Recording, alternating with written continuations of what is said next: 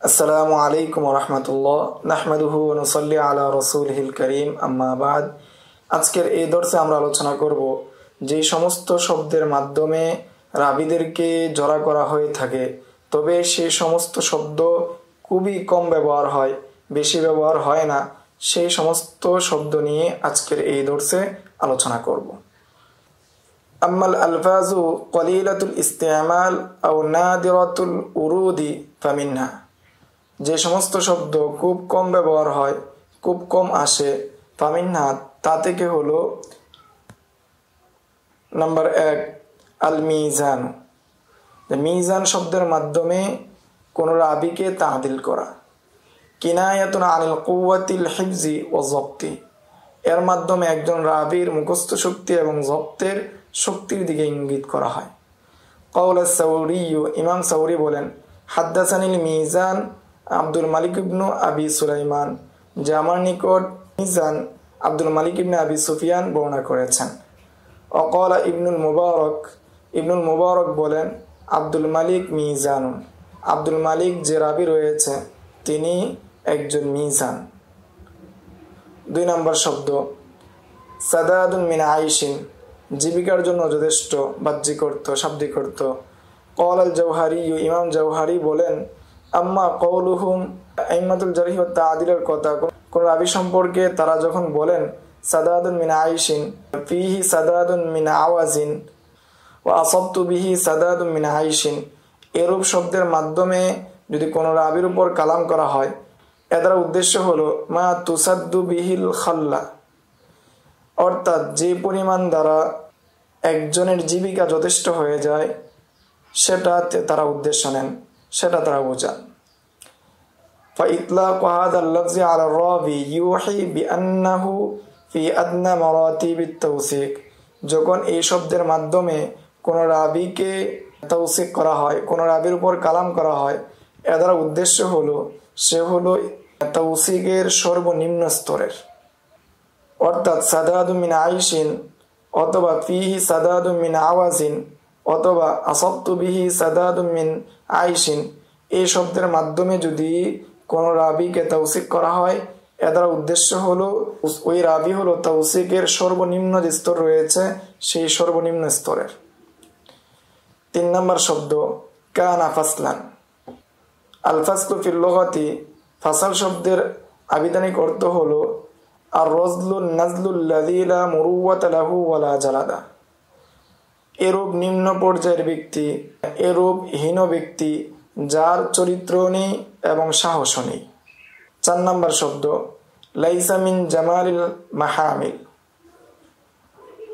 জামালুল মাহামিল হুয়াল জামালুল কওয়িয়্যুশ শাদীদুল্লাযী ইয়াকদিরু আলা হামলির রাজুলাইনিল আদলাইনি লিমুসাফাতিন বাঈদাতিন।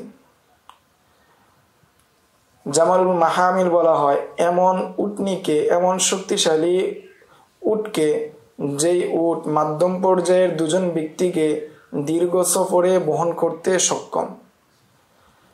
ফাউসিফার রাজুলু বিআন্নাহু জামালুন মাহামিলু, এই গুণ দ্বারা, এই শব্দের মাধ্যমে একজন রাবীকে গুণান্বিত করা হয়, রাবীকে প্রকাশ করা হয় যে কেমন যেন তিনি শক্তিশালী উট।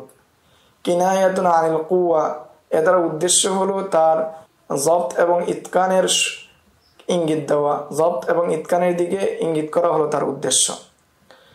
ওয়াকাউলুহুম, এবং তাদের কোল, লাইসা মিন জামালিল মাহামিলি, কোন ইমাম যখন বলেন কোন রাবী সম্পর্কে লাইসা মিন জামালিল মাহামিল কিনায়াতুন আনিদ দুআফি, এটা দ্বারা উদ্দেশ্য হলো তার দুর্বলতার দিকে ইঙ্গিত করা। লাকিন্নাহু দুআফুন ইয়াসিরুন, কিন্তু সেই দুর্বলতাটা হলো সহজ পর্যায়ের, দুর্বল পর্যায়ের। ওয়ালিযালিকা যাকারাহা সাখাবী ফিল মারতাবাতিল্লাতী মারাতিবুত তাওসীক মিন মারাতিবিত তাজরিহ, এই জন্য ইমাম সাখাবী এই শব্দটিকে তৌসিকের স্তরে উল্লেখ করেছেন এবং তাজরির যে স্তর রয়েছে সেই স্তরে উল্লেখ করেছেন। 5 নম্বর শব্দ লা ইউক্তাবু আনহু ইল্লা জাহফান, আইমান আরাদা আন ইয়াতাকাল্লাফাল কিতাবাতা আনহু ফালা বা'সা কাল্লাযী ইয়ামশি জাহফান, যে ব্যক্তি চায় তার থেকে লিখতে, তার থেকে হাদিস গ্রহণ করতে, তাতে কোনো সমস্যা নেই, কেমন যেন সে খুঁড়িয়ে হাঁটছে, খুঁড়িয়ে চলছে। 6 নম্বর শব্দ মুদিন বিত্তাখফিফি মা'মানা এর হালিকুন মিন কওলিহিম, এটা দ্বারা উদ্দেশ্য হলো সে ধ্বংস। আউদা ফুলানুন, কোন রাবি সম্পর্কে যখন বলা হয় আউদা ফুলানুন এর অর্থ হলো ইদা হালাকা, যখন সে ধ্বংস হয়ে যায় তখন বলা হয় আউদা ফুলানুন। আর যদি বলা হয় মুআদ্দিন বিত্তাশদীদি মা'আল হামজাতি, যে মুআদ্দিন এর মাধ্যমে যখন কোন রাবির উপর কালাম করা হয় এর দ্বারা উদ্দেশ্য হলো হুসনুল আদা, যে সে সুন্দরভাবে আদায় করেছে। 7 নম্বর শব্দ ওয়া আলা ইয়াদাই আদলিন, যে সে আদেলের হাতে। কিনায়াতুন আনিল হালিকি ফাহুয়া তাদঈফুন শাদীদুন, এটা দ্বারা উদ্দেশ্য হলো সে ধ্বংসশীল, সে ধ্বংসপ্রাপ্ত। এটা দ্বারা উদ্দেশ্য হলো কঠিন পর্যায়ের তাদঈফ করা, কঠিন পর্যায়ের জড়া করা।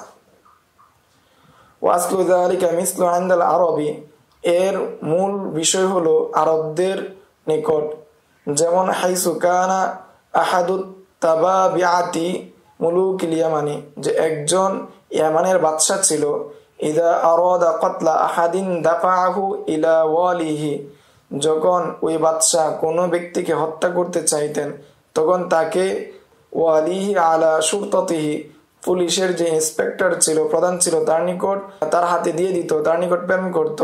ও ইসমু আদলুন, আর ওই পুলিশের যে প্রধান ছিল তার নাম ছিল আদেল। মিন বানি সাদিনিল আশিরা, সে হলো বনু সাদ আশিরা গোত্রের।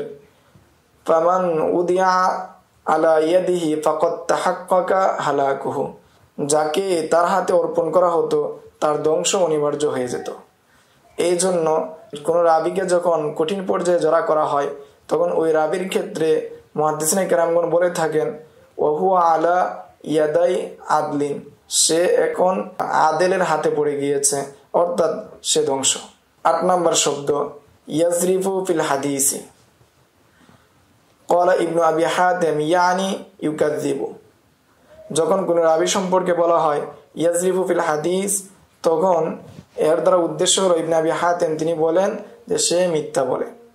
9 নম্বর শব্দ ইউসাব্বিজুল হাদিসা কিনায়াতুন আনিল ওয়াদিই, যখন কোন রাবি সম্পর্কে বলা হয় ইউসাব্বিজুল হাদিসা তখন এর দ্বারা উদ্দেশ্য হয় তিনি হাদিস তৈরি করেন। 10 নম্বর শব্দ হাতিবুল লাইলিন, যখন কোন রাবি সম্পর্কে বলা হয় রাতে ক্রি টুকানেওয়ালা, রাতে লাকড়ি খুঁজ করনেওয়ালা।